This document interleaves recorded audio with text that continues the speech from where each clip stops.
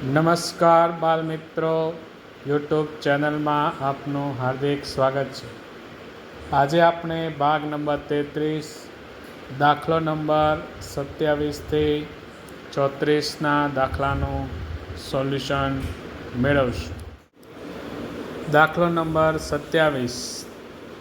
જો કોઈ ભાષામાં ગ્રેપને 2, 7, 3, 5, 4 અને ફોરને 1, 6, 8, 7 વડે લખી શકાય તો તે જ ભાષામાં ગ્રુપ શબ્દ માટે શું લખી શકાય? અહીંયા જે મૂળાક્ષરોના ક્રમ આપ્યા છે તે મુજબ G2, R7, A3, P5, E4, F1, O6, U8, R7 મુજબ ગ્રુપના મૂળાક્ષરોને અંક આપણે જોઈશું.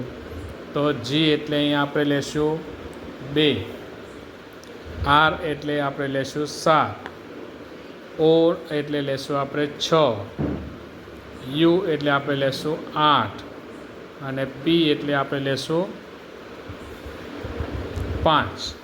તો તે મુજબ ગ્રુપ મૂળાક્ષરના અંકો 2, 7, 6, 8, 5 થશે. ત્યારબાદ દાખલો નંબર 28. જો કોઈ ભાષામાં બ્રેડને 53, 816 અને રીચને 38, 179 લખવામાં આવે તો તે જ ભાષા મુજબ હિયરને શું લખી શકાય? તો અહીંયા BREAD બ્રેડ મૂળાક્ષર માટે અંકોનું સંકેતીકરણ છે 5, 3, 8, 1, 6.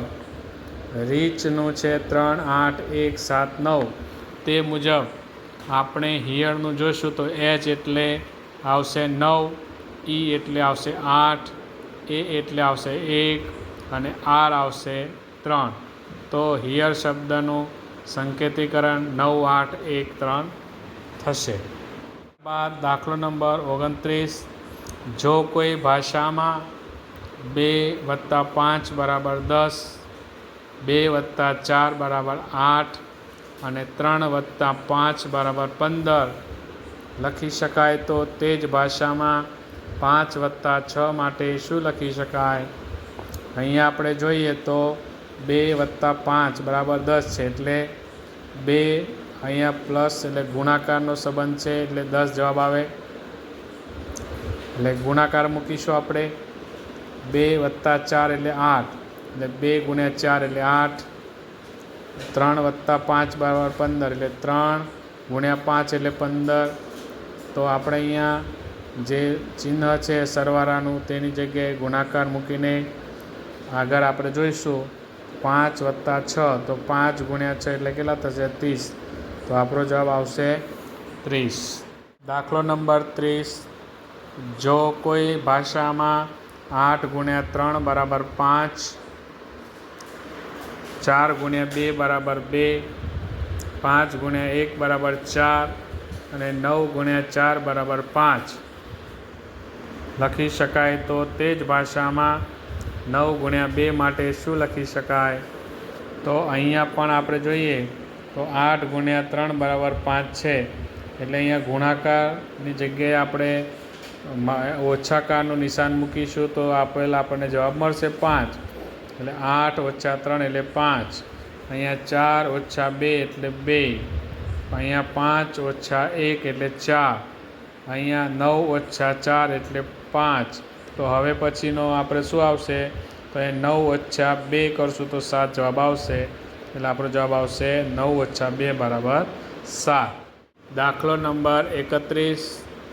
જો કોઈ ભાષામાં પેનને OCK અને ઋષિને QSPDD લખી શકાય તો તે જ ભાષા મુજબ બુક શબ્દ માટે શું લખી શકાય? તો અહીંયા આપણે જોઈએ તો પેન માટે અહીંયા OCK આ રીતે એનો મૂળાક્ષરનું સંકેતીકરણ છે, અવેજીકરણ. તો અહીંયા P ઓપી એટલે ઉલટો ક્રમ છે એટલે ઓપી એટલે -1. અહીંયા ઉલટો ક્રમમાં CDE એટલે CDE 2 મૂળાક્ષર પાછળ. અહીંયા n છે એટલે KLMN એટલે -1 -2 -3 મુજબ જે મૂળાક્ષરો જે છે તે આપણે ઉલટો ક્રમ લઈએ છીએ. તે જ રીતે અહીંયા ઋષિમાં પણ QR STU PQRS DEFGH DEFGHI 5 મૂળાક્ષર જે કહેવાય તે ઉલટા ક્રમમાં છે. તો તે જ પદ્ધતિ મુજબ આપણે જોશું તો -1 2 3 4 ઉલટો ક્રમ લઈએ તો AB MNO LMNO GHIJK આ મુજબ જવાબ આવે તો AMLG એ આપણો જવાબ આવશે. દાખલો નંબર 32. જો કોઈ ભાષામાં 9 + 4 ને 9 4 1 3 અને 8 + 3 ને 8 3 11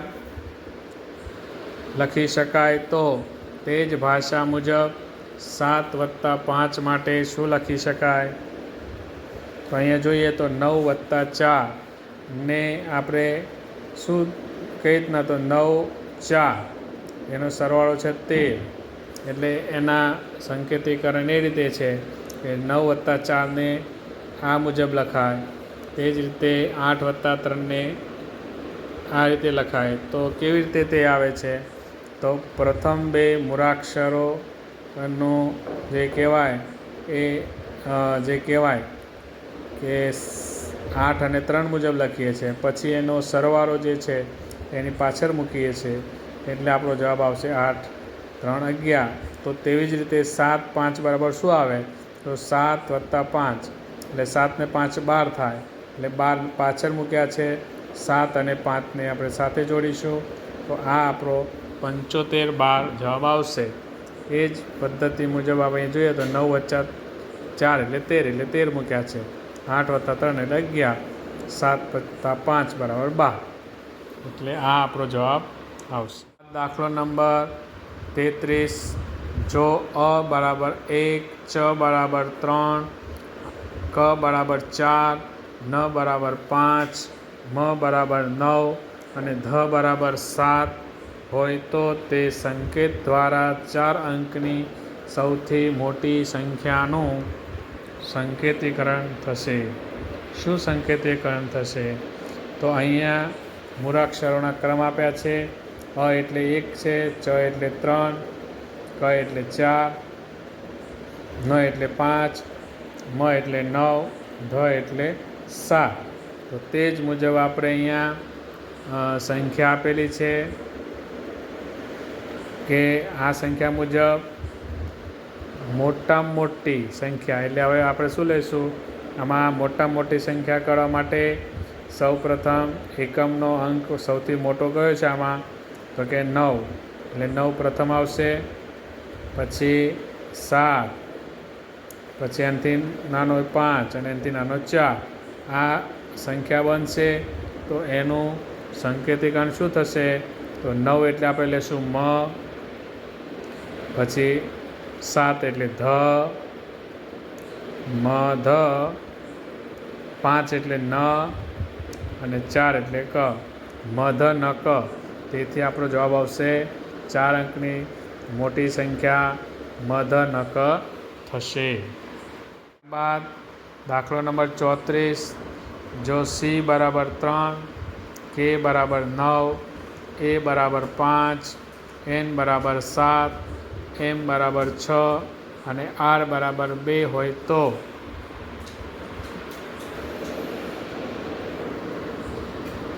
ઓ એકમ સંકેત દ્વારા 4 અંકની સૌથી નાની સંખ્યાનું શું સંકેતીકરણ થશે?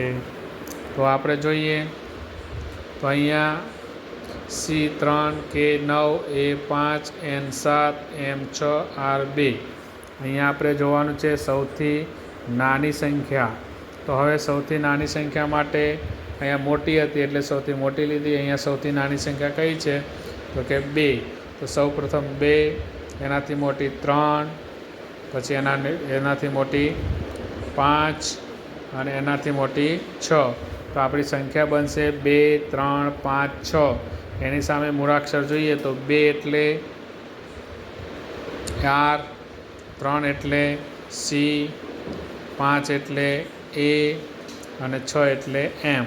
એટલે આપણો જવાબ આવશે RCAM. આ આપણો જવાબ આવશે.